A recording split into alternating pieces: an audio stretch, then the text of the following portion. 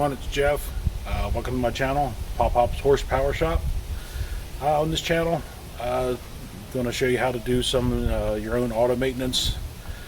No real special tools required. Everything I'm doing here is just out of my my garage here at my home.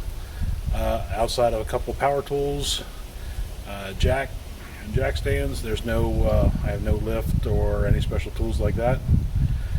Behind me is my 1994 S10 pickup truck. It's going to be my first project truck we got going on here. We're going to record through that. Some things are going to be simple, very easy. Oil changes, brakes, shocks, things like that.